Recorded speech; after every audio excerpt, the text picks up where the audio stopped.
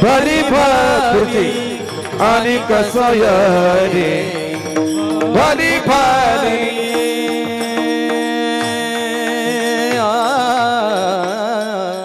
विठ्ठल विठ्ठल विठ्ठल विठ्ठल विठ्ठल विठ्ठल विठ्ठल विठ्ठल विठ्ठल विठ्ठल विठ्ठल विठ्ठल विठ्ठल विठ्ठल विठ्ठल विठ्ठल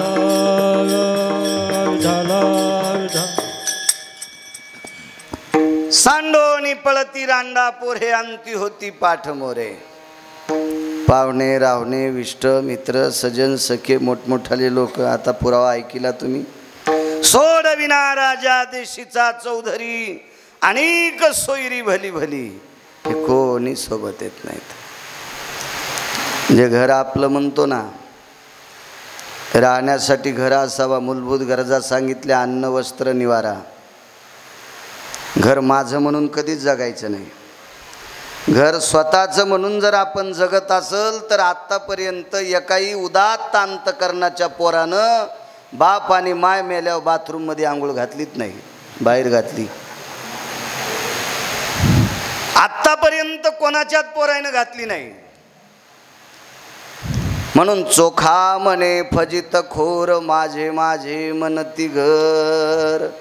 हे घर सुद्धा पसारा ठरू शकतो. पसारा आहे तोपर्यंत असावा, उद्यात जाऊन पाडून टाकायचे नाही.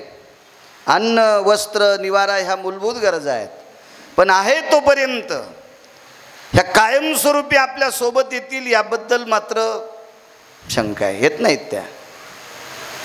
आयुष्याची माळ एक ना एक दिवस तुटत असते. जेवढा आशीर्वाद देताल तेवढा बोलण्याचा प्रयत्न करेल. मोठ्या श्रद्धेनं पत्रिका नाही का, कोण्या काही वेळानं मोठा मोबाईल पाहायला भेटला आपल्याला. चला, कैलासवासी स्वर्गीय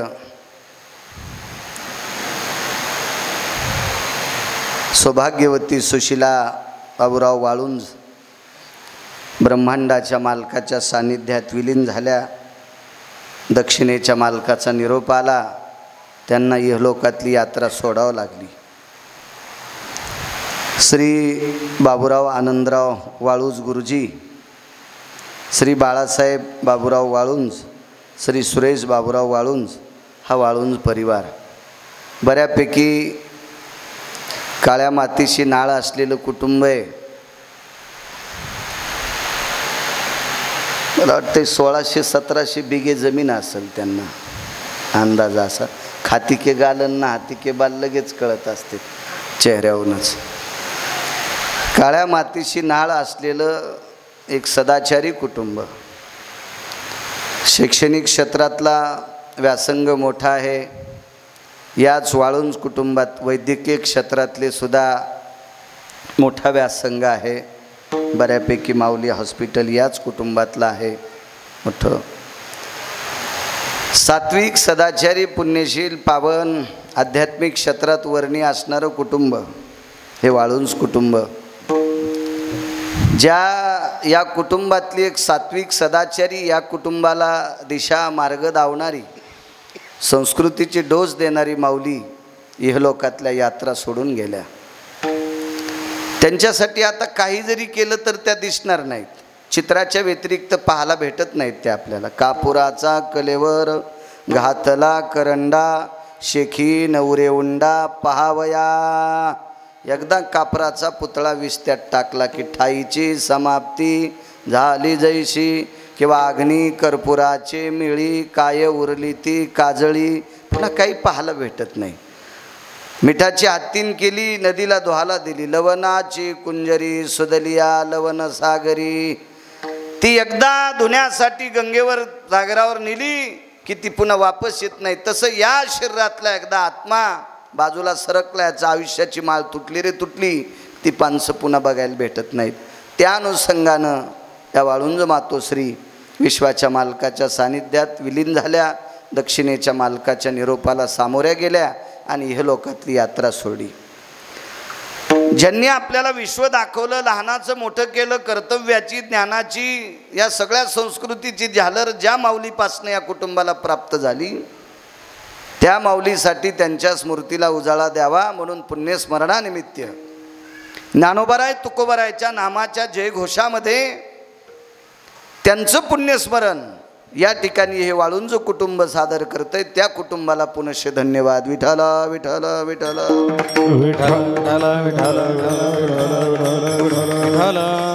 आजच्या कार्यक्रमाला या परिसरातलं आध्यात्मिक एक पीठ आहे खेडले झुंगे. अशा या परम पावन पीठावरचे पीठाधीश गुरुवर्य पूज्य श्री रघुनाथ बाबा सुद्धा या ठिकाणी आलेले आहेत. बाबांना सुद्धा साष्टांग दंडवत प्रणाम करतो. माऊली महावैष्णव ज्ञानोबाराय श्रीमंत श्री तुकोबारायाशी नाळ असलेलं हे पीठ आहे. त्या अधिष्ठानाचा धागा असलेलं हे पीठ आहे आणि त्या पीठावर पीठाधीश असणारे रघुनाथ बाबा या ठिकाणी आलेत. बाबांना सुद्धा साष्टांग प्रणिपात करतो. गायन क्षेत्रातल्या बुलंद तोफी त्या ठिकाणी एक आगळं वेगळं नाविन्य अधिष्ठान गायन क्षेत्रात ज्यांचं आहे आदरणीय भगुरे गुरुजीसुद्धा आहेत. गुरुजींना सुद्धा प्रणाम करतो. चंद्र सूर्यासारखे तेजस्वी तोडीस तोड दोघं आहेत. आमचे नारायणजी खिल्लारी गुरुजीसुद्धा आहेत. गुरुजींना सुद्धा प्रणाम करतो. किशोर महाराज आहेत. महाराज तुम्हाला सुद्धा प्रणाम.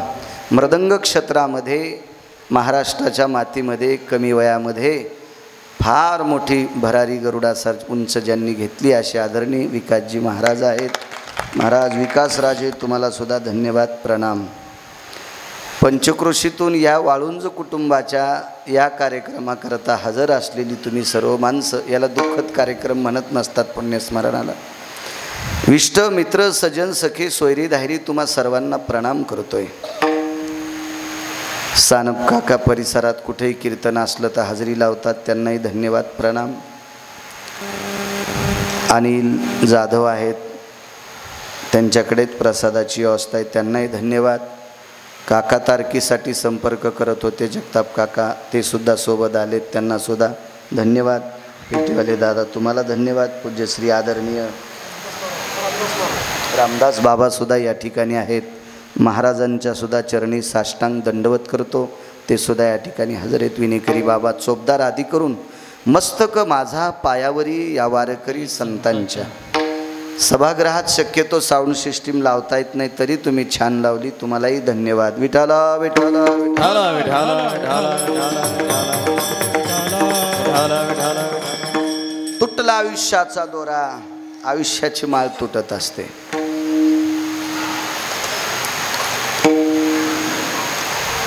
आयुष्याची माळ जोडण्यासाठी विश्वातला एकही डॉक्टर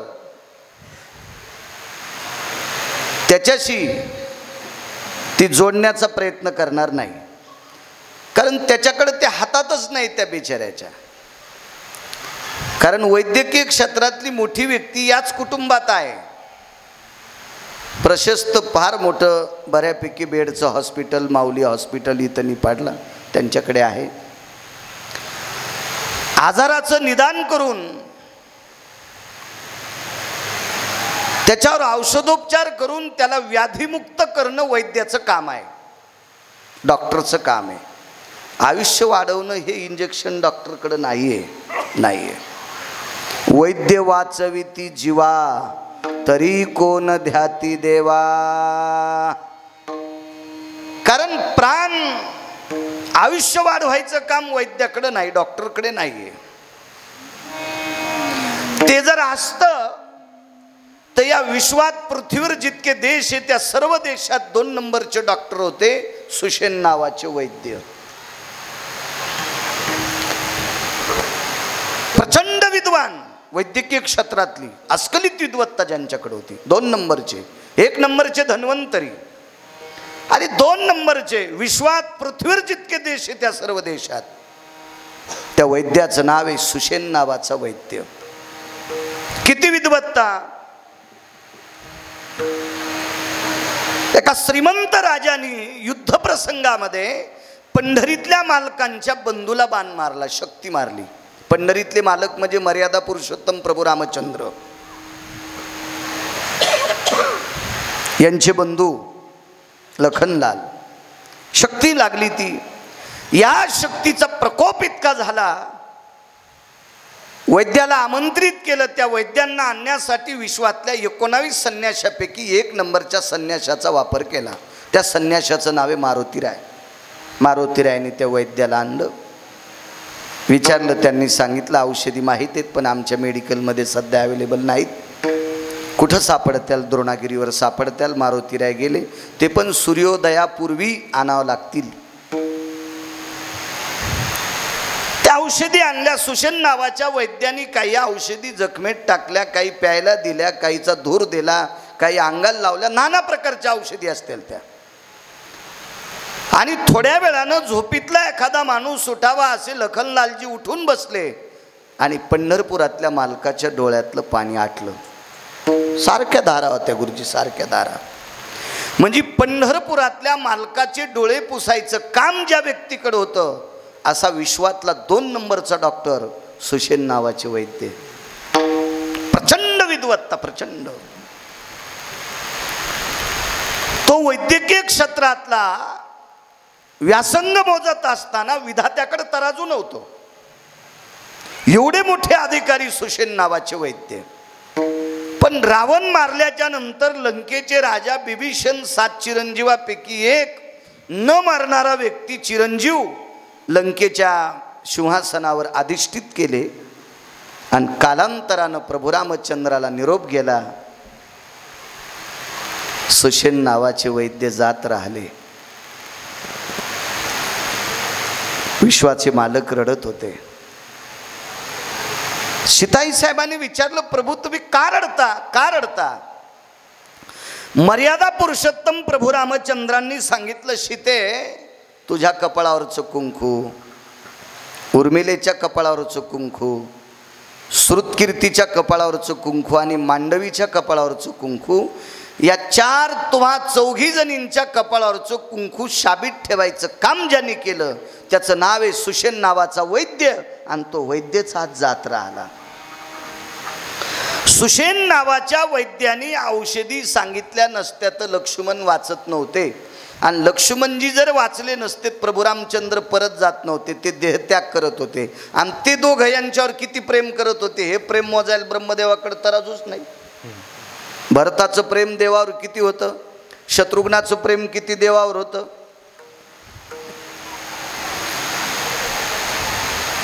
नौकराला जर श्रीमंत माणसाचं शयन कक्ष झाडायला पाठिलं, शयन कक्ष म्हणजे आताच्या भाषेत बेडरूम, नौकर जर शयन कक्ष रघुनाथ बाबा झाडायला साफसफाईला गेला तर तो 2 मिनटं का होत नाही त्या वस्त्राचा आनंद घेईल. नरमच किती हे, गारच किती हे, गरमच किती हे. पण 14 वर्ष 29 दिवस एकदा पादुका खुर्चीवर टेकल्यावर फक्त फुलं टाकीत होते. त्याच्या वस्त्राला हात सुद्धा लावला नाही. इतका त्यागी शत्रुघ्न. काय त्याग असेल महाराज, किती प्रेम असेल, किती प्रेम. स्वतःच्या पत्नीचा त्याग करून अंगाला काही वेळापुरती काव लावून नंदीग्रामाच्या ठिकाणी जीवनभर भजन केलं. एवढं मोठं त्यागाचं मूर्तिमंत रूप भरत. किती प्रेम असेल. हेही दोघं नसते जगले पण हे 4 जगले. याचं एकमेव कारण आहे सुषेण नावाचा वैद्य. ज्या वेळेला सुषेण नावाचे वैद्य जातात, भोगावतीचं पाणी आणलं होतं. भोगावती 2 आहेत, आतळ, वितळ, सुतळ, तळातळ, रसातळ, महातळ, पाताळ. याच्या खाली एका ठिकाणी भोगावती आहे. तिथे भगवान शिवजीचं हटकेश्वर मंदिर आहे. आणि त्या भोगावतीचं पाणी हटकेश्वर अधिष्ठानातून राजा बळी घेऊन येतात आणि तिथं शिवजींना समर्पित करतात. त्याही भोगावतीचं पाणी आणलं. एक स्वर्गात भोगावती आहे तिचंही पाणी आणलं. आणि ब्रह्मांड नायक प्रभू रामचंद्र मर्यादा पुरुषोत्तम शेवटचं स्नान घालत होते. ते गाडग्यान घालावं लागते, मातीचं गाडगं. 10-5 हजार बिघे जमीन असेल तरी तांब्यानं आंघोळ करता येत नाही. शेवटचं पाणी मातुड्याच्याच गाडग्यान घ्यावं लागतं, मातुड्याच्या गाडग्यान. पंढरीतले मालक डोक्यावर पाणी टाकत असताना यम हाय हाय करत होता. म्हणती हाय हाय यम धर्म, म्हणती हाय हाय यम धर्म, म्हणती हाय हाय यम दंड.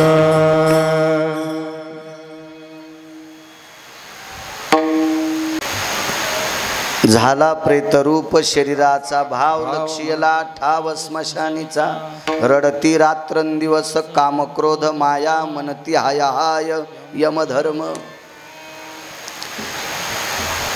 सुषेण नावाचे वैद्य गेल्यावर यम हाय हाय करीत होता. तुमच्या माझ्यासारखी माणसं मेल्यावर यमाला उंदर मेल्या इतकं पण दुःख वाटत नाही. कारण आपली पोच काय, पात्रता काय, योग्यता काय, लायकी काय, आपल्या वाचून राहतं तरी काय कोणाचं काय सुना पडणारे महाराष्ट्र आपल्या वाचून. पण सुषेण नावाचा वैद्य गेल्यावर देहूतले मालक सांगतात की तो सुद्धा हाय हाय हाय हाय करत होता. भगवंतानं पाणी टाकता टाकता थांबले, त्याच्याकडे बघितलं दक्षिणेच्या राजाकडे. का रे, मी सुषेण नावाच्या वैद्यांना आंघोळ घालत असताना तो हाय हाय करतो, रडतो, इतकं जर तुला यांच्यावर प्रेम आहेत मग मारलेस का? दक्षिणेच्या मालकानं सांगितलं, खिल्लारी गुरुजी, जगदानंद कंद जगतपते पंढरीश पांडुरंग परमात्मा मर्यादा पुरुषोत्तम प्रभू रामचंद्र भगवान, ऐका, आयुष्य किती जरी असेल पण ज्या दिवशी संपतं त्या दिवशी त्याला ठोता येत नाही. महाराज, यम रडतोय, यम यम, विश्वाचा मालक आंघोळ घालतोय, रडतोय रडतोय, तरी पण त्याही सुषेण नावाच्या वैद्याची माळ तुटली म्हणून मालक पहिल्या कडव्यात म्हणतात, तुटला आयुष्याचा दोरा, तुटला आयुष्याचा दोरा, हा तुटला आयुष्याचा दोरा. टाळ टाळ. तुटला आयुष्याचा दोरा, तुटला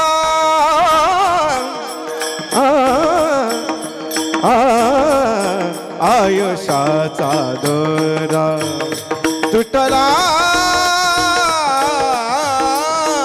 आयुष्याचा दोरा, हा तुटला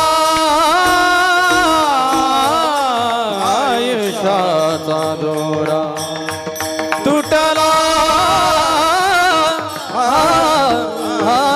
आयुष्याचा दोरा. हिरवा पसारा, हिरवा पसारा,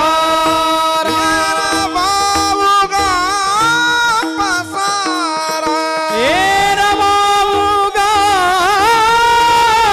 पसारा, पती रांडा परे, टाकोनी पडती रांडा परे, टाकोनी पडती रांडा परे, टाकोनी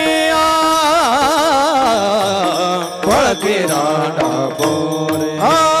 तुटला आयुष्याचा दोरा, येरा बाबू गप्पा सारा, येरा बाबू गप्पा सारा, येरा बाबू गप्पा सारा.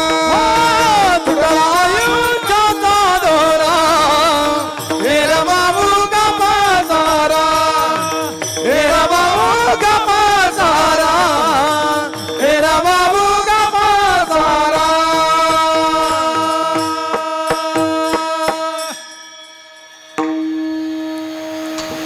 किती मोठं वैद्यकीय क्षेत्रातलं रत्न जावं लागलं.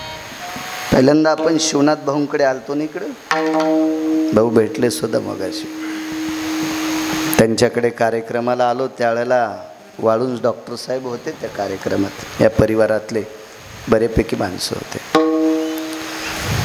सुषेण नावाच्या वैद्यांची आयुष्याची माळ तुटत असेल, तुमची आमची काय कथा आहे? बघू रे गुरुजी, एक जण महाराजाच्या पाया पडायला गेलो. महाराजही तसेच होते अधिकारी. 4-2 अभंग पाठ करून याच्या त्याच्या नाकात काड्या घालणारा महाराज थोडाच होता तो. महाराजच होता. दर्शन घेतलं, पाठीवर थाप टाकली महाराजांनी. पण त्या दर्शन घेणाऱ्याचं समाधानच नाही एकदा पाय पडण्यात, ते 50 बाऱ्या पाय पड दिवसात, 50 बाऱ्या तुटला आयुष्याचा दोरा सांगतोय.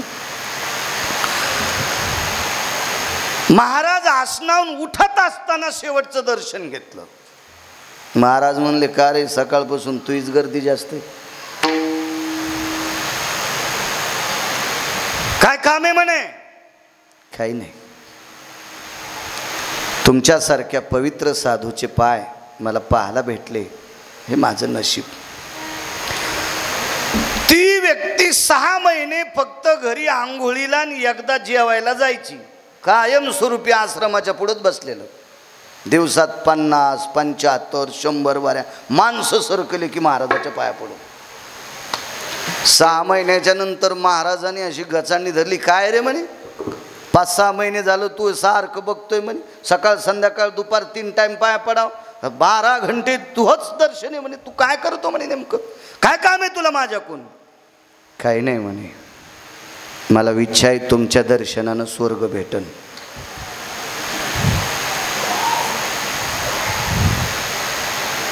ते काय महाराज असे 10-5 हजार रुपये दिल्यावर असे वळवळ करणार महाराज नव्हतं.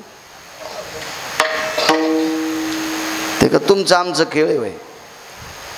10 रुपये नोट दिली की आशीर्वाद पण देत नाही, 500ची दिली की मांडी खालचा पेढा काढून देतो. असा भंगिऱ्या महाराज असं लोय तो चोंभळ्या महाराज. होट मूर्ख म्हणे कुठला. आयुष्य चुकीच्या मार्गाने घातलंस,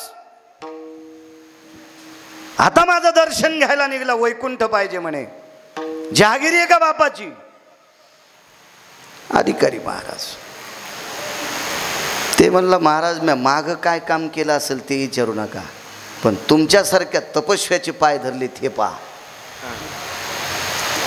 का दर्शनाची प्रशस्ती पुण्यपुरुष. कोणाचं थोडं दर्शन घेतलंय, आणि तुमच्यासारख्याचं दर्शन घेतल्यावर काय स्वर्ग दुर्लभ आहे. देवाचीच प्राप्ती तुमच्या दर्शनाने. हरिप्राप्तीसी उपाय, हरिप्राप्तीसी उपाय, हरिप्राप्तीसी उपाय, हरिप्राप्तीसी उपाय. धरावे संतांचे ते पाय, धरावे संतांचे ते पाय, धरावे संतांचे ते पाय, धरावे संतांचे ते पाय, धरावे संतांचे ते पाय, धरावे संतांचे ते पाय. हरिप्राप्तीसी उपाय, धरावे संतांचे ते पाय, धरावे संतांचे ते पाय, धरावे संतांचे ते पाय. हरिप्राप्तीसी उपाय, धरावे संतांचे ते पाय, धरावे संतांचे ते पाय, धरावे संतांचे ते पाय.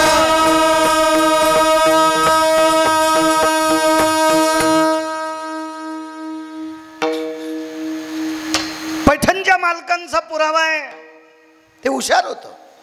त्यानं सांगितलं, महाराज तुमच्या आतापर्यंत काय कामं केली असतील, वडे खोडे आमकं तमकं फलानं बिस्तानं, काहीच कू नका माझं, पण तुमचं दर्शन घेतलंय ते पण एक आयन जाईपर्यंत घेतलं.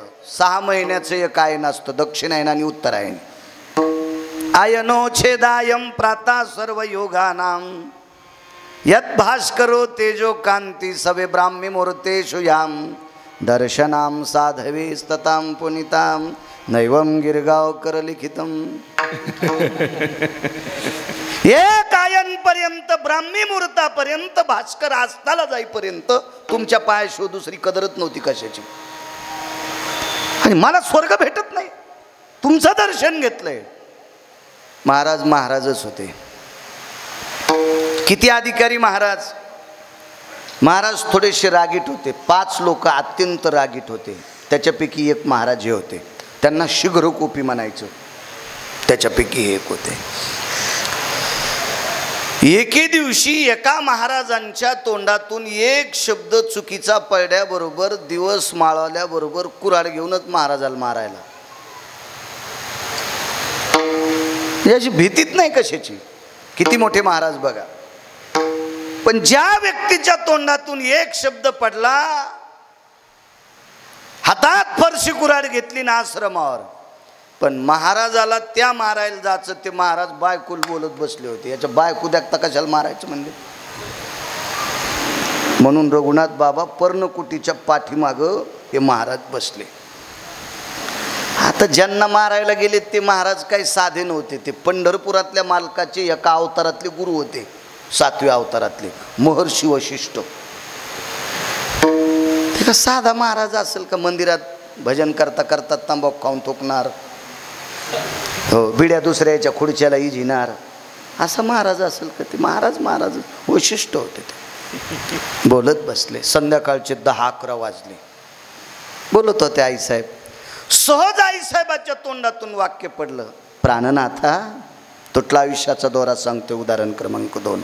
स्वामी, मालक, धनी, ह्या जुन्या काळातल्या बायका ह्या उपमा आपल्या नवऱ्याला देत होत्या. आता औषधाला बाई गवसत नाही, नवऱ्याला धनी म्हणणारी. महाराजाच्या पाया पडन, त्याला काजू टाकून दूध देईल, बदाम टाकून दूध देईल, पण नवऱ्याला जी म्हणायची नाही, धनी म्हणायची नाही. हा उजळड्यापासून महादेवाला करत्यान, त्याला सर्दी होईल इतकं पाणी टाकत्याल, पांडुरंग झाकून जाईल इतक्या मंजुळा टाकत्याल, आणि ज्याच्या नावानं कुंकू लावत्यान त्याला जी म्हणायच्या नाही. फुरसानायचाच जास्त उतालानं देखावा दाखविणार याचाच. प्राणनाथा, काय शब्द आहे वजन.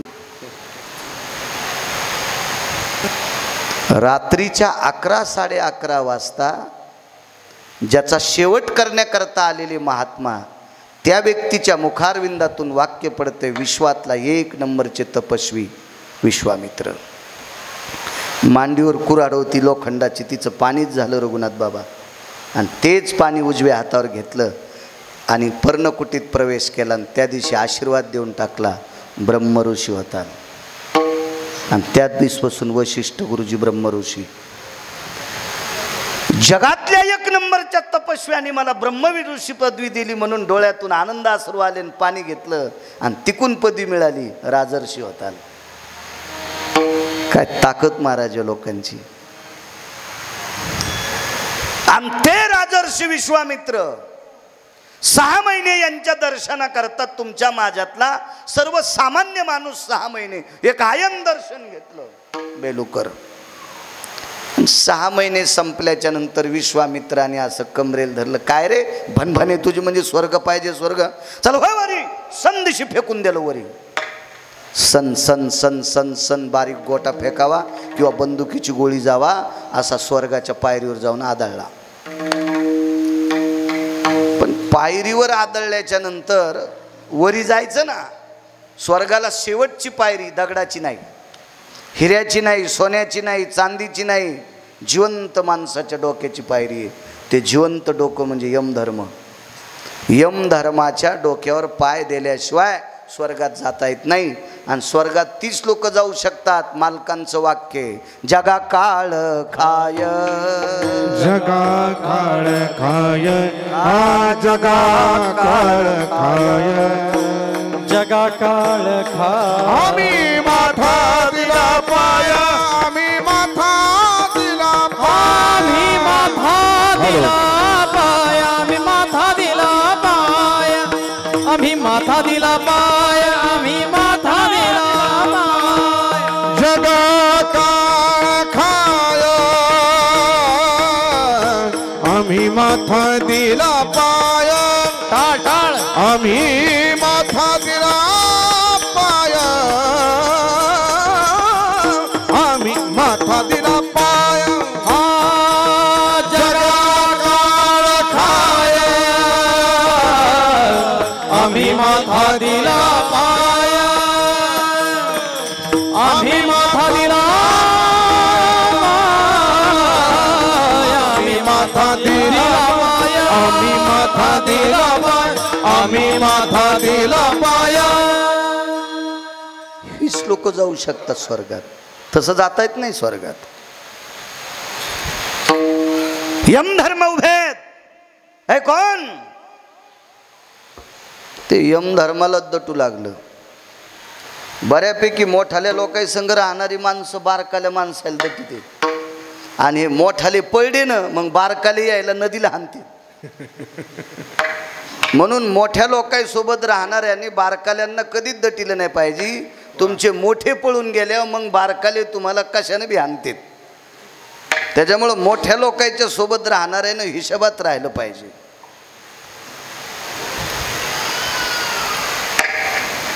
विश्वामित्रानं फेकल्यावर यमधर्माला दटू लागलं. ते मला महाराजांचा अधिकार मोठा आहे म्हणून तो इथपर्यंत आला, पण स्वर्गात जायची तुझी लायकी नाही. ते म्हणला आलो नित्रो, 2 तर पायऱ्या रंगायच्यात. नाही म्हणला, 3री पायरी माझं डोकं आहे आणि याच्यावर पाय ढवायची हिंमत आहे तुझी. ते म्हणला नाही राव, मग चल खाली होय. वरून आवाज द्याला, महाराज यमधर्म वर येऊ देत नाही. विश्वामित्रांनी सांगितलं, कोणाची मायवेली तुला खाली आणायला? म्हातारं काय साधं म्हातारं होतं का? म्हणले महाराज मला तुम्ही खाली येऊ देत नाही, ते स्वर्गात येऊ देत नाही, मग इथं काय करू मधात? मला स्वर्गात जायचंय. तिथंच स्वर्ग तयार करतो. एकाची शाटीत पिन्नली, एके सृष्टीवरी सृष्टी केली. महाराज दुसरी सृष्टी केली आणि पुन्हा एक स्वर्ग निर्माण केलं. काय ताकद असेल, किती मोठा अधिकार असेल, केवढा मोठा अधिकार असेल. आणि एवढ्या अधिकारातल्या लोकांना सुद्धा टाईम संपल्यावर मृत्यू लोकात थांबता आलं नाही. म्हणून मंगळवेड्याचे मालक पहिल्या कडव्यात म्हणतात, तुटला आयुष्याचा दोरा, तुटला आयुष्याचा दोरा, तुटला आयुष्याचा दोरा, तुटला आयुष्याचा दोरा, तुटला आयुष्याचा दोरा, तुटला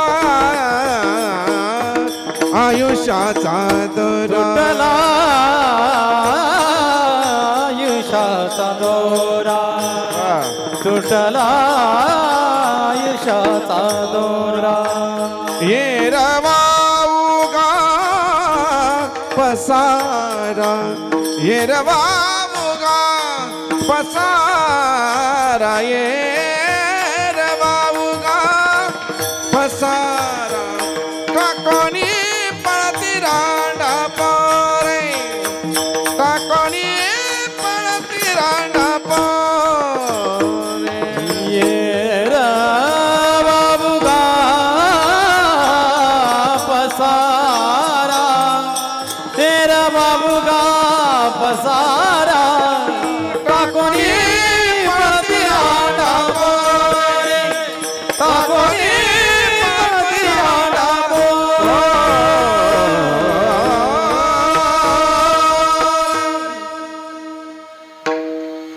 आध्यात्मिक क्षेत्रातली किती मोठी व्यक्ती असेल, आपण फार काय झालं तर ज्ञानेश्वरी पाठ करू शकतो, गाथा पाठ करू, नुसतं पाठच करू शकतो. त्याच्यासारखं वागू थोडे शकतो.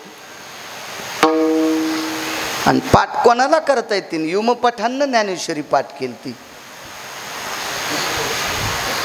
काय नसतं. त्याच्यासारखं वागता आलं पाहिजे तर मोठी.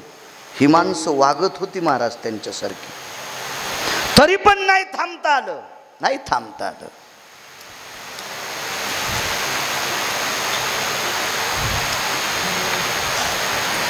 गाव पेटलं, एक चारी बाजूनं गाव पेटलं. जेवढी माणसं गावाच्या बाहेर बाजाराच्या याच्या निमित्ताने पाहुण्या रावण्याकडे गेली होती तेवढी माणसं बाहेर होती. बाकी सगळी जेवढी गावात होती का त्याच्यातलं एकही वाचणार नव्हतं. गाव पेटलं चारी बाजूनं. जाबाली सांगतात, मुनिश्री जाबाली नैवम गिरगावकर लिखितम. जाबाली सांगतात चारी बाजूनं गाव पेटलंय. गयावया करू लागली गावातली माणसं. मरतो आपण, जळतो आपण. त्याच्यातली शहाणे म्हणले अरे बोंबलू नका, बोंबलले ओरडले आरडले तरी मरणार आहेत, त्याच्यापेक्षा पर्याय करा, राजाला विचारायला चला. राजाचं अधिष्ठान मध्यभागी होतं गावाच्या, राजवाडा फार मोठा होता. एकट्या राजाला 50 ते 55% जागा एकट्याला, आणि सगळ्या जनतेला. मोठ्याला असंच असतं, असंच असतं मोठ्याला. चला म्हणे आपण राजाला विचारू. 4-2% असेच होते शेपटी तुटलेले. ते म्हणले त्याला काय विचारायचं, गाव जळाल्यावर राजवाडा जळण आणि त्यो बी मरण ना. शेपटी तुटलेले ते काय नसते, कोणाचा आखाडा सांभाळायच्या कामी नाही. कोणी झपका आणला की काय काय करीत पुढं पळत असते. अशी काही 4-2% प्रत्येक गावात माणसं असतात. त्याला कोण्या क्षेत्राचा काही संबंध नसतो, काही दिसू. महाराजाची गाडी काय बाबा, महाराज गाड्या दामटायले. एखाद्या पुढाऱ्याची काय बाबा, पुढारी बी काय गाड्या पळवायले. म्हणजे ते कोणाला सोडित नाहीत. ह्या मरक्या गाढवाच्या गोमाशा ह्या प्रत्येक गावात 2-3% असतात. कोणाचं इचकित्यात, कोणाचं बी काही संबंध नसते. कोंबड्यासारखं जीवन असतं यांचं, उकांडे उकरायचे काम असते. तसे 2-3% लोक म्हणल्यावर कशाला जायचं तिकडं. अरे विचारू आपण. देशावर संकट 2 लोकांच्या पापाने येत असते. एक राजसत्तेतल्या लोकांनी पाप केल्यावर देशावर संकट येतं, आणि एक आमच्या क्षेत्रातल्या लोकांनी पाप केल्यावर देशावर संकट येत असतं. धर्मसत्ता आणि राजसत्ता याच्यातलं पाप उतुंग भरारी घेत असेल की समजायचं देशावर संकट आलं की कोणीतरी एका सत्तेत पाप झालं. एक तर धर्मसत्तेत झालं किंवा राजसत्तेत पाप झालं. मग आध्यात्मिक क्षेत्रातली काही सात्विक लोक होते, त्यांनी सांगितलं आम्ही जीवनभर पाप केलं नाही, गाव जळतंय कशा करता, राजाला विचारू. दुपारची वेळ होती, राजाचं जेवण झालेलं होतं, वामकुक्षी घेतलं होतं राजा. पण राजाचं डोकं दुपारच्या वेळेला पत्नीच्या मांडीवर होतं. तुम्हाला सांगतोय, दुपारा नवरा झोपल्याच्या नंतर नवऱ्याचं डोकं मांडीवर होतं, मांडीवर. अशा 9 स्त्रियांनी दुपारची झोप नवऱ्याला मांडीवर डोकं कुरवाळीत झोप दिली. त्याच्यापैकी एक होती द्रौपदी, एक सुभद्रा. अर्जुनाची वाम कुक्षी कधी पण पत्नीच्या मांडीवरच झाली, तरी पण स्त्री लंपटाच्या यादीत नव्हता. का नव्हता, का नव्हता? कारण एवढा पुरुषार्थी अर्जुन.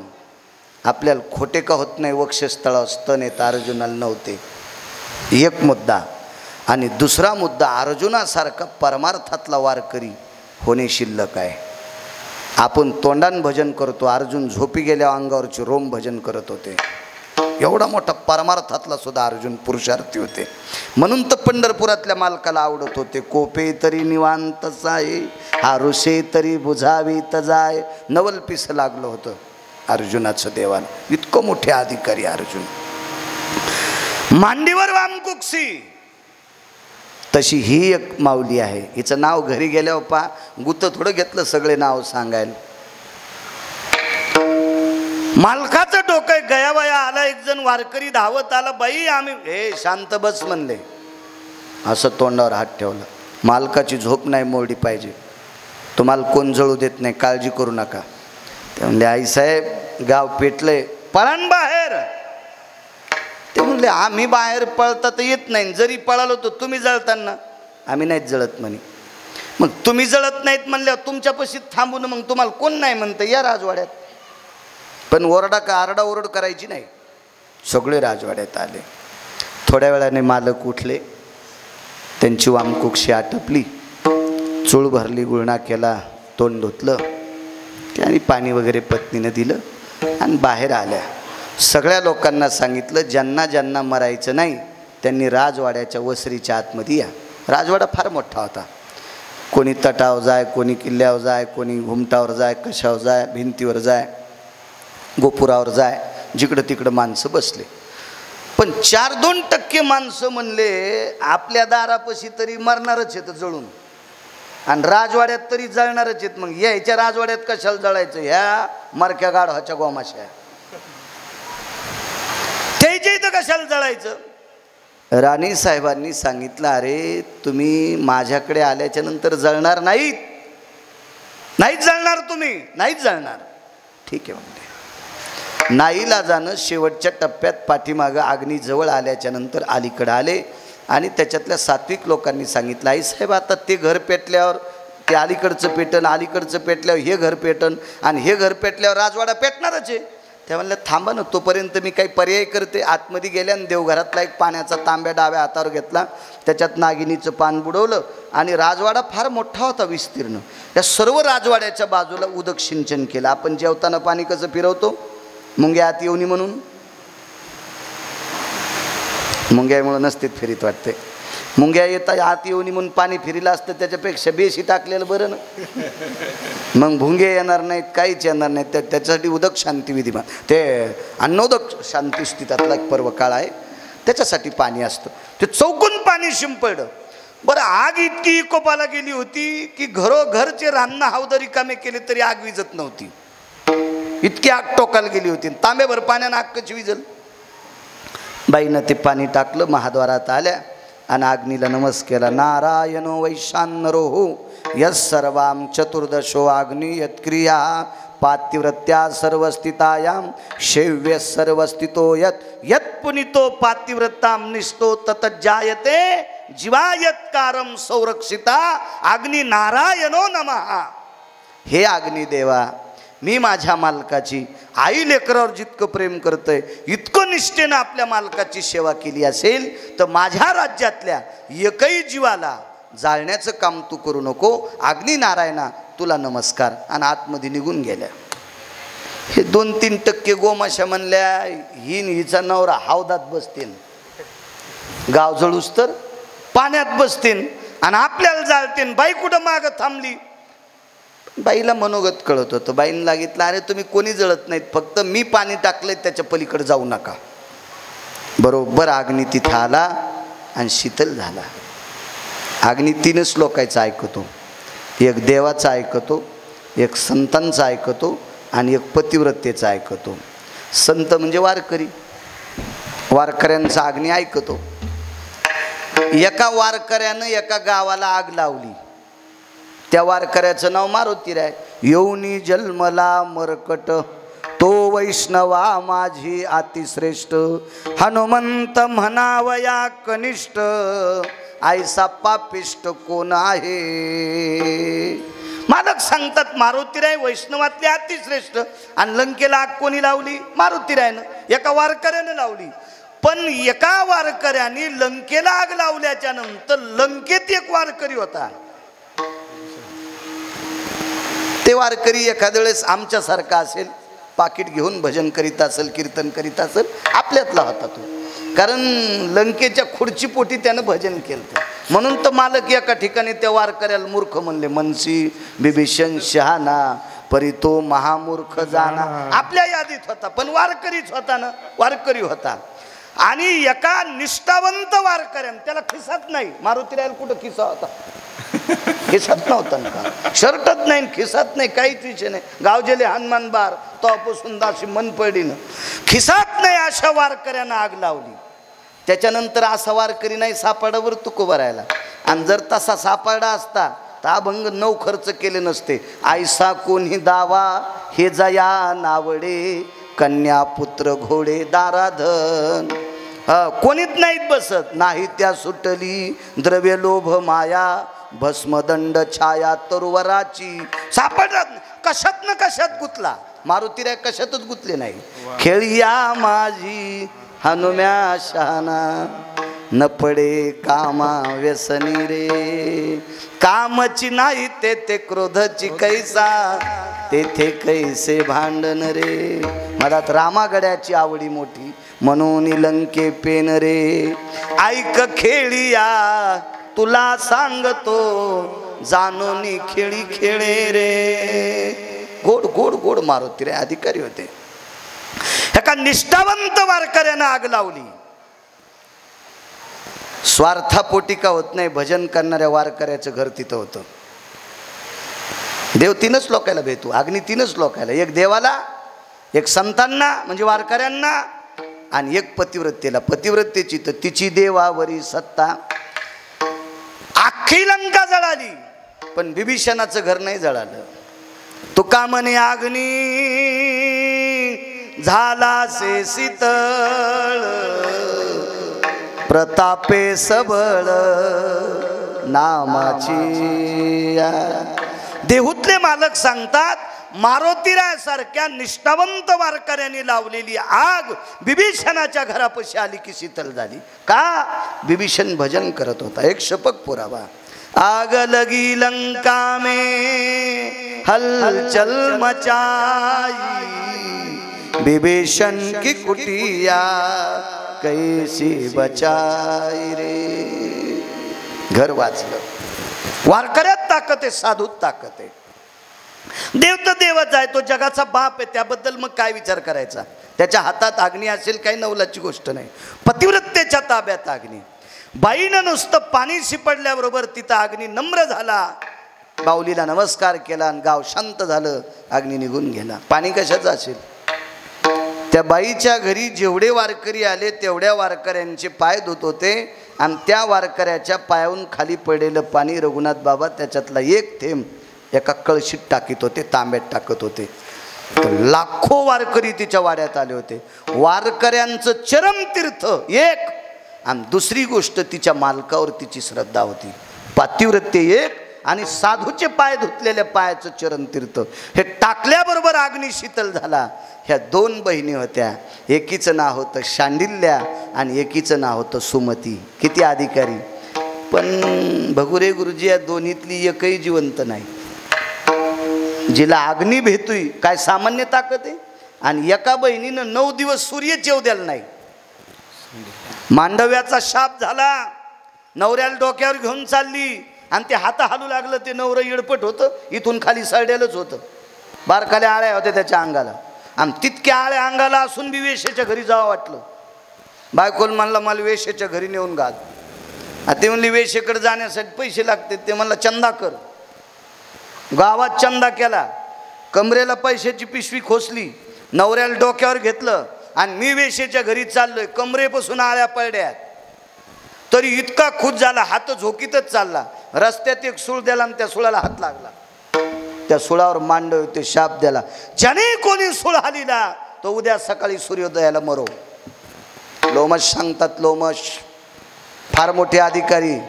हा संप्रदाय ऋषी प्रणीत आहे. हा संप्रदाय मुनी प्रणीत आहे. हा संप्रदाय वेद प्रणीत आहे. हा संप्रदाय शास्त्र प्रणीत आहे. हा संप्रदाय पुराण प्रणीत आहे. हा संप्रदाय कोण्या हरामखोराची जहागिरी नाही.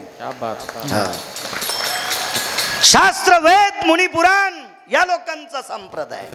पहावे पुराणी विचारू देहूतल्या मालकांचं मत आहे. लोमश सांगतात प्रत्यक्ष. बाईनं नवऱ्याला खाली टेकलं. टोपल्यात गरम पाणी होतं महाराज. त्याच्यात त्याला आळ्या पडल्या म्हणून गार पाण्यानं त्रास होत होता म्हणून गरम पाणी ठेवलं होतं. आणि पातिव्रतेच्या तेजानं पाणी गार होत नव्हतं. इतकी पतिव्रतेची ताकद असते. हा पतिव्रतेला अग्नी भेटो. श्रीमंत श्री जगद्गुरु तुकोबारायांच्या धर्मपत्नी एकदा देवाला दूध घेऊन चालल्या बगुरे गुरुजी. आणि तुकोबाराय जेवायला बसले आणि त्यांनी विचारलं देवाला नैवेद्य दिला का? नाही म्हणले देवाला नैवेद्य दिल्याशिवाय मी दूध खात नाही. तर ते म्हणले खान मालक मी उद्या नैवेद्य देते. तर तुकोबाराने विचारलं आवले तू दूध खाल्लं का? नाही म्हणे मी तुमच्या घरचा उमरा वलांडला त्या दिवसापासून संकल्प केला घरात नवी आलेली वस्तू मालकान खाल्ल्याशिवाय मी खाणार नाही. तुकोबाराय म्हणले तू मग लग्न झाल्यापासून संकल्प केला. आमच्या 17 पिढ्यापासून संकल्प आहे घरात नवी आलेली वस्तू पांडुरंगाला दिल्याशिवाय आम्ही खात नाही. ते का तुमच्या आमच्यासारखा नवरा होता का बायकोचा ऐकावून सुटावा? ते तुकोबाराय होते. आणि मग आईसाहेबाच्या लक्षात आलं देवामुळं मालकाला ताटावून उठावं लागतंय. रघुनाथ बाबा गरम गरम दूध एका तांब्यात घेतलं आणि तांब्या घेऊन निघाल्या. अर्ध्या वाटात दूध गार होऊ लागलं. आईसाहेबाला वाटलं याला गरम दूध पाजायची, याची खोडच मोडू देवाची. मग अग्नीला सांगितलं अग्नी माय लेकरावर जितकं प्रेम करते तितकं प्रेम जर मी माझ्या मालकावर केलं असेल तर तुला पातिव्रतेच्या तेजाची शपथ आहे याच्यातून बाहेर निघू नको. काय अग्नीची मायवेली तांब्यातून बाहेर निघायची? अग्नी तो उकळूच लागला. मग देहूतल्या मालकापुढे पंढरपुरातल्या मालकाची मूर्ती प्रतिमा आणि त्या विटेवरच्या मालकासमोर दूध ठेवलं. प्या म्हणले प्रभू तुम्ही दूध पेल्याशिवाय मालकाला जेवण करता येत नाही.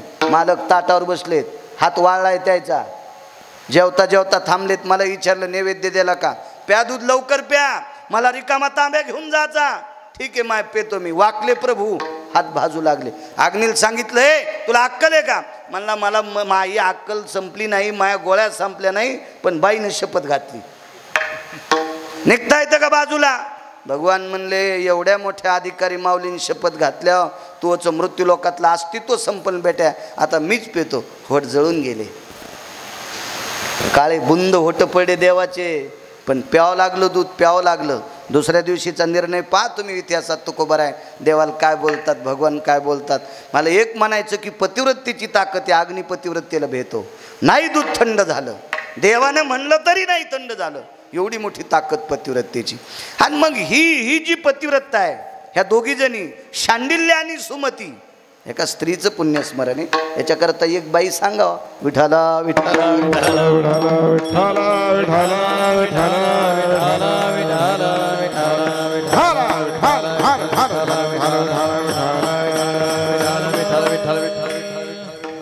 पतिव्रता स्त्री. हातात पाणी घेतलं आणि पूर्वेकडे तोंड करून उभं राहिल्या. सूर्य आलाच नाही 8 दिवस. मांडव्याची क्षमा मागितली, सर्व देवता एकत्रित आल्या. 9व्या दिवशी सूर्योदय झाला. बाईच होती ती, अधिकारी बाई होती. आम्ही एका घरी जेवायला गेलो. रस, पापड्या, कुरड्या, सांडाया, भजे होते बेलुकर छानसे. जेवलो तर आम्ही कीर्तनाला जवळच जायचं होतं, म्हणलं तिथंच बैठकीत पडावं. थोड्या वेळानं फोन आल्यावर बाहेर बोलायला आलो तर त्या घरच्या लक्ष्म्या जेवायला बसल्या होत्या. ती एक घरची बाई होती, शेजारनी दोघी स्वयंपाकाला होत्या. तर जेवता जेवता मी पाहिलं गडबडीत, तर दोघीच्या ताटात भजे होते आणि एकीच्या ताटात भजे नव्हते. मी आतमध्ये विचारलं का हो, म्हणलं तुमच्या त्या 3 लक्ष्म्या जेवायला बसल्या तर एकीच्या ताटात भजे नाहीत. म्हणले महाराज दोघीच्या ताटात भजे आहेत का ते आमच्या शेजारनी येतात, तुम्ही येणार आहेत त्या, आणि जिच्या ताटात भजे नाही ती माझी बायको आहे. म्हणलं मग तुमच्या मंडळी भजे खात नाहीत का? ते म्हणले खात्यात ना. मग आता काहून खाईनत? ते तळतानाच खाती, ती गार झाल्यावर भजे खात नाही. हिचं कसं अग्नी ऐकन, हिला तर अग्नी फुकून देईन ना, म्हणजे तळतानाच भजे खाती. म्हणजे काय हुशार असेल, पा काय योग्यता असेल. 9व्या दिवशी सूर्योदय झाला. 9व्या दिवशी काय ताकद. एकीनं गाव वाचिलं, एकीनं सूर्य 8 दिवस थांबिला. सांडिल्या आणि सुमती, किती मोठा अधिकार असेल. यांच्या तळपायाला चिटकलेल्या मातीची बरोबरी महाराष्ट्रातली बाई करीन का? एवढ्या मोठ्या अधिकारी. पण वेळ संपल्याच्या नंतर खिल्लारे गुरुजी, त्या दोघींना सुद्धा थांबता आलं नाही. दक्षिणेच्या मालकानं त्यांची सुद्धा माळ तोडली. म्हणून मालक पहिल्या कडव्यात म्हणतात, तुटला आयुष्याचा दोरा, तुटला आयुष्याचा दोरा, तुटला आयुष्याचा दोरा, तुटला आयुष्याचा दोरा, हा तुटला आयुष्याचा दोरा, तुटला आयुष्याचा दोरा, तुटला आयुष्याचा दोरा, तुटला आयुष्याचा दोरा, तुटला आयुष्याचा दोरा, ये रे बाबू गप्प सारा, तुटला आयुष्याचा दोरा, ये रे बाबू गप्प सारा, हो टाकोनी पळती रांडा पोरे, टाकोनी पळती रांडा पोरे, तुटला आयुष्याचा दोरा, हे रे भाऊ गप्पा सारा, तुटला आयुष्याचा दोरा, हे रे भाऊ गप्पा सारा, पसारा, टाकोनी पळती रांडा पोरे, टाकोनी पळती रांडा पोरे.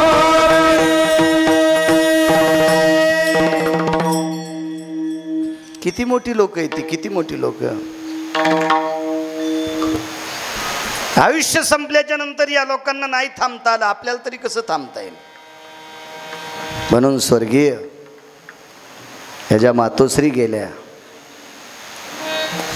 आयुष्य संपलं, दक्षिणेच्या मालकाचा निरोप आला. त्यांना हे लोकातली यात्रा सोडावी लागली.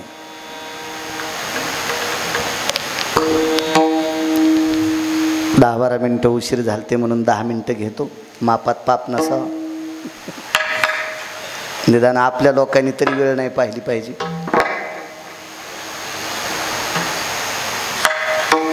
एक पुरावा सांगतो 10 मिनिटात आणि मग आपण आजीबाईवर फुलं टाकू.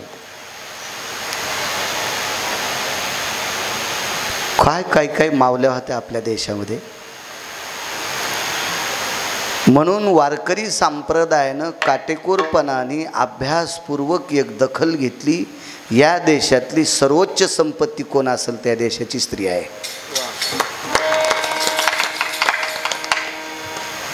आपल्या देशात विद्वानांची संख्या गुरुजी कमी असं नाही, तरी पण पुरुषांना संपत्ती ही पदवी दिलीच नाही.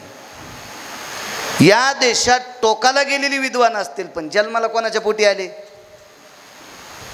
म्हणून किल्लारे गुरुजी ह्या देशाची संपत्ती आहे. राज्य राणी व संपत्ती उदात्त अंतकरणाने पदवी दिली. या देशाची कोण संपत्ती आहे? सर्वोच्च संपत्ती त्या देशाची स्त्री आहे. अल्लाउद्दीन खिलजी नावाचा एक व्यक्ती होऊन गेला. एखाद्या समाजावर बोलण्याची आपली पात्रता नाही, पण त्या समाजात तो होता एक. असे प्रत्येक समाजात नालायक लोक असतात. या भारत देशात अशी एकही जात नाही की त्या जातीत हरामखोर माणसं नाहीत. प्रत्येक जातीत हरामखोर माणसं, प्रत्येक जातीत चांगले आहेत. आता त्यांच्याकडे जर बघायला गेलं तर वारकरी संप्रदायाने दखल घेतलेला व्यक्ती सज्जन नावाचा खाटीक, जातीनं मुसलमान आहे, व्यवसायानं खाटीक आहे, तरी पण वारकरी संप्रदायाने त्याची दखल घेतली. तो तिळा इतकं पाप करत नव्हता. एक जण म्हणला मांस विकणं पाप आहे, हा त्याचा धंदा आहे. त्याला पंढरपुरातल्या मालकानं खाटकाच्या कुळात जन्माला घातलं आणि तो त्याचा व्यवसाय. मी मोठ्या माणसाच्या मुखारविंदातलं ऐकलेलं वाक्य सांगतो. मामासाहेबांच्या दर्शनाकरता मुंबईवरनं एक कचेरबा नावाचे वारकरी आले. मामासाहेबांची माळ होती त्यांना. मोठ्यांचं वाक्य सांगतोय. आता मला काही मामा कळत नाहीत आणि तो कचेरबा, कारण माझं वयच किती, आपल्याला काय फक्त मोठ्यांचं. एक तर वाचून सांगतो, अन्यथा संप्रदायातल्या अधरीव लोकांच्या तोंडातलं सांगतो. भंगिऱ्यांचं कधीच सांगणार नाही. गरज नाही त्याच्यावर, कशाला सांगायचं आहे, गर्दा घेणं देणं. तो त्या कचेरबा नावाच्या वारकऱ्यांनी मामांचं दर्शन घेतलं आणि मामांनी पाठीवर थाप टाकली. काय चाललं रे? तर ते म्हणे त्या मामांच्या काळात त्यानं सांगितलं 80,000चा नफा झालाय. आणि धंदा कशाचा होता? मासे धरायचा. तर मग हे आता काही माळी बऱ्यापैकी लोक वेळ आल्यावर घालतात ना, चावणं गेल्यावर दात पडल्यावर. असे पण असतात ना काही चावणं गेल्यावर माळी घातल्या. मग असे म्हणले मामांचं चुकलं गडे, मामांची चूक काढू लागली. पाय बंगिरे मरकुड्या गाढवाच्या गोमाशा, मामांचं चुकलं म्हणे. माशा धरण्याला 70-80,000चा नफा झाला आणि त्याची पाठ थापटिली. आता मामा होते महाराज, अधिकारी लोक होते.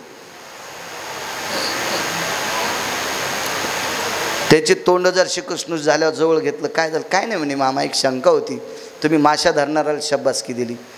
माशा धरणाऱ्याच्या कुळात त्याला जन्म घातला. हा पंढरपुरातल्या मालकाचं काम आहे. कोणी कोण्या कुळात जन्माला, तुमच्या हातातलं काम आहे का ते? त्यानं जन्माला घातलाय, त्यांचा व्यवसाय माशा धरणं आहे रे. पण तुमचा व्यवसाय नाही खाणं. तुमचा व्यवसाय नाही खाणं, माशा धरणं हा त्यांचा व्यवसाय. एखाद्या कुळात एखादा व्यक्ती जन्माला, हा त्याचा दोष नाही, त्याला जगाच्या मालकानं. श्रीमद भागवतामध्ये गुरुवर्य भागवतातले एक रसज्ञ रत्न डोंगरोजी महाराज सांगायचे.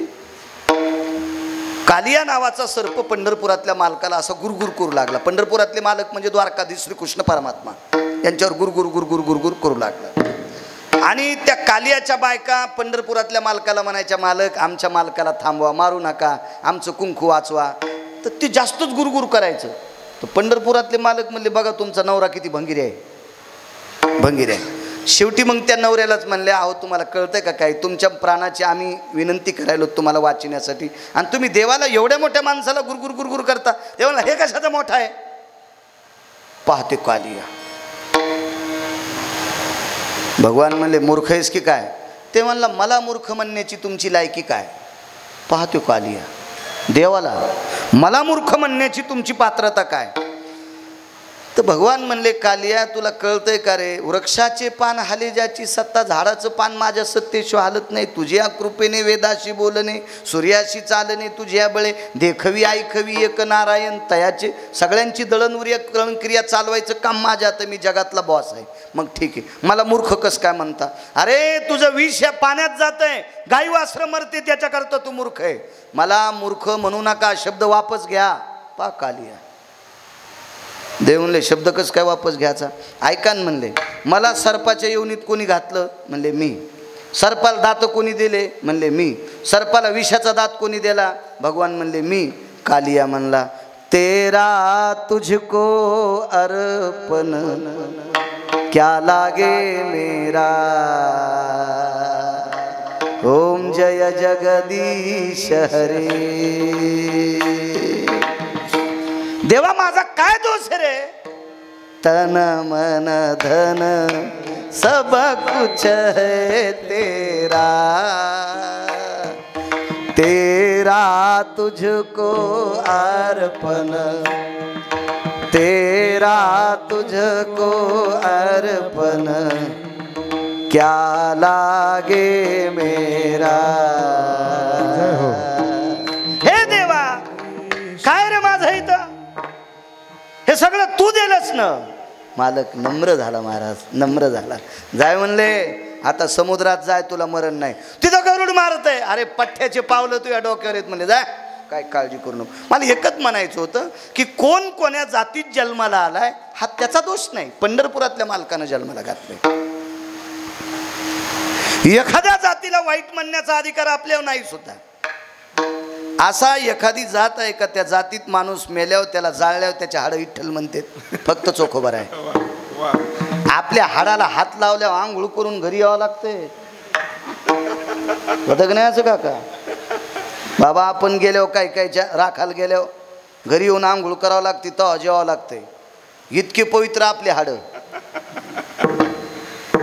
आणि मंदिरात येऊ देत नव्हते तुमच्या माझ्यासारखे चोखोबर राहायला. आणि ती व्यक्ती गेल्याच्या नंतर त्या व्यक्तीच्या आस्ती विठ्ठल म्हणायच्या. पण महाराज त्या आस्तीतलं विठ्ठल नाव ऐकण्यासाठी नामदेवराय व्हावं लागतं बरं. कोणाच्या कानात आता ज्ञानोबारायांची समाधी रामकृष्ण हरी म्हणती. आपल्या कानानं काय काय मोबाईल मधलं ऐकलंय, ह्या गदळ कानात तिथला आवाज येतोय.